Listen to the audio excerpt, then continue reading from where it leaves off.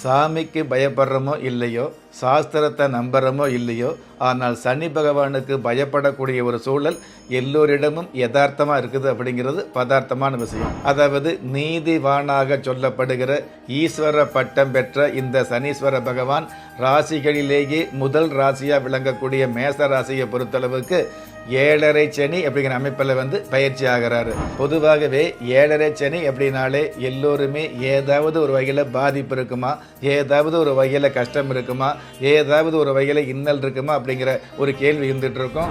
பெரிய பெரிய விஷயங்களுக்கு கூட சிறிய முயற்சியில் வெற்றி கிடைச்சிருக்கும். ஆனால் 7.5 சனி வரும் பொழுது சின்ன சின்ன விஷயங்களுக்கு கூட பெரிய பெரிய முயற்சி எடுக்க வேண்டிய கட்டாயம் அல்லது நிர்பந்தம் இருக்கும் அப்படிங்கிறது நிதர்சனமான உண்மை.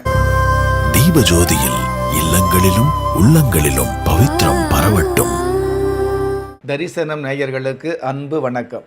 சனி பெயர்ச்சி சிறப்பு நிகழ்ச்சியில் உங்களை சந்திப்பதில் மிக்க மகிழ்ச்சி.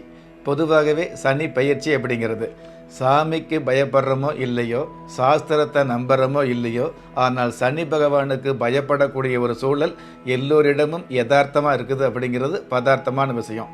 அந்த மாதிரியான சனி பகவானுக்கு நவ கிரகங்களில் முக்கியமான கிரகமாக கருதப்படுகிற பயத்தோடும் பக்தியோடும் அனுசரிக்கப்படுகிற இந்த சனி பகவானுடைய பயிற்சி 2025 இருந்துகிட்டு இருக்குது. இந்த சனி பயிற்சி 27 நட்சத்திரங்களை உள்ளடக்கிய 12 ராசிகளுக்கு எந்த மாதிரியான வளர்ச்சி அப்படிங்கிற விஷயத்தை இன்றைய சிறப்பு நிகழ்ச்சியில் சிறப்பாகவே பார்க்கலாம். பொதுவாகவே சனி பகவான் அப்படிங்கிறது 2.5 வருஷங்களுக்கு ஒரு முறை ஒரு ராசியிலிருந்து மற்றொரு ராசிக்கு பயிற்சியாகக்கூடிய இந்த சனி பகவான் திருக்கணித பஞ்சாங்கப்படி 2025 மார்ச் மாதம் 29ஆம் தேதி கும்ப ராசியிலிருந்து மீனம் ராசிக்கு பயிற்சி ஆகிறார். அதுவே வாக்கிய பஞ்சாங்கப்படி எடுத்துக்கிட்டோம் அப்படின்னா 2026 பிப்ரவரி மாதத்தில் தான் கும்ப ராசியில் இருக்கக்கூடிய சனி பகவான் மீன ராசிக்கு பயிற்சி ஆகிறதாக சொல்லப்பட்டிருக்குது. எது எப்படி இருந்தாலும் அதாவது நீதிவானாக சொல்லப்படுகிற ஈஸ்வர பட்டம் பெற்ற இந்த சனீஸ்வர பகவான் ராசிகளிலேயே முதல் ராசியாக விளங்கக்கூடிய மேச ராசியை பொறுத்தளவுக்கு 7.5 சனி அப்படிங்கிற அமைப்பில் பயிற்சி ஆகிறாரு. அதாவது மேச ராசிக்கு உங்களுடைய அயன ஜயன போக பாக்கிய விரயஸ்தானம் என்று சொல்லக்கூடிய 12ஆம் இடத்துக்கு சனி பகவான் பயிற்சி ஆகிறதுனால 7.5 சனி அப்படிங்கிற ஆரம்பம் உங்களுக்கு ஆரம்பமாகுது. பொதுவாகவே 7.5 சனி அப்படின்னாலே எல்லோருமே ஏதாவது ஒரு வகையில் பாதிப்பு இருக்குமா, ஏதாவது ஒரு வகையில் கஷ்டம் இருக்குமா, ஏதாவது ஒரு வகையில் இன்னல் இருக்குமா அப்படிங்கிற ஒரு கேள்வி இருந்துகிட்டு இருக்கும். பொதுவாகவே 7.5 சனி அப்படிங்கிறது கஷ்டத்தை கொடுக்குறார் அப்படின்னு எடுத்துக்க முடியாது. உலக அனுபவங்களை கொடுக்கக்கூடிய அமைப்பில் தான் 7.5 சனி எந்த ராசியாக இருந்தாலும் வரும் அப்படிங்கிறது இயற்கை.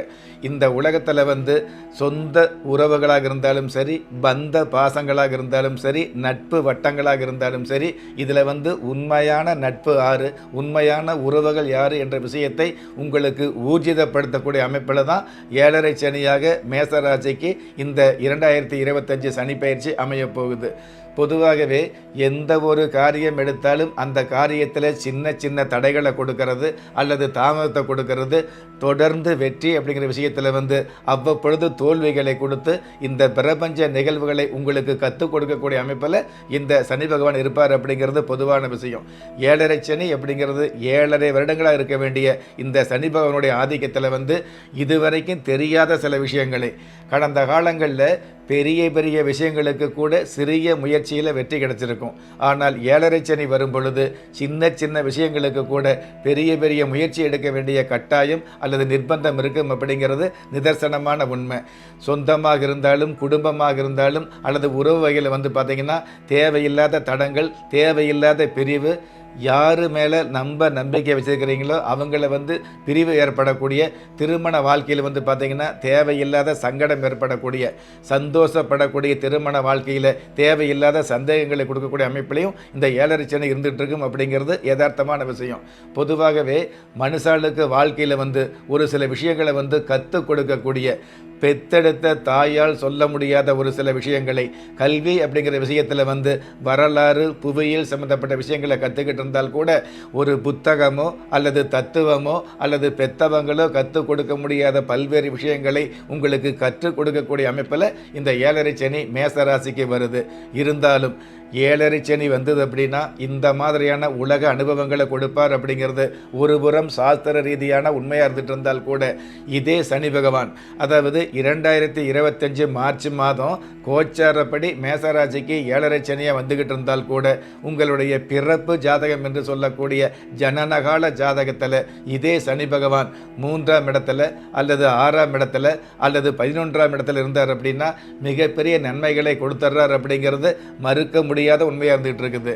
இன்றைக்கி உலகத்தில் ஜெயிச்ச நிறைய பேர், அதாவது வாழ்க்கையில் வரலாறு படைத்த நிறைய பேரை கவனித்து பார்த்தீங்க அப்படின்னா, ஏழரை சனி வரும்பொழுது திருமணம் நடந்திருக்கும், அல்லது ஏழரை சனி வரும்பொழுது தான் ஒரு சொந்த வீடு வாங்கியிருப்பாங்க, அல்லது ஏழரை சனி வரும்பொழுது நல்ல உத்தியோகம் கிடைச்சிருக்கும், அல்லது ஏழரை சனி வரக்கூடிய காலங்களில் தான் மிகப்பெரிய ஏற்றங்கள் கிடைச்சிருக்கும். அவங்க வாழ்க்கையில் மறக்க முடியாத மிகப்பெரிய மாற்றங்களை சந்திச்சிருப்பாங்க அப்படிங்கிறது பொதுவான விதி.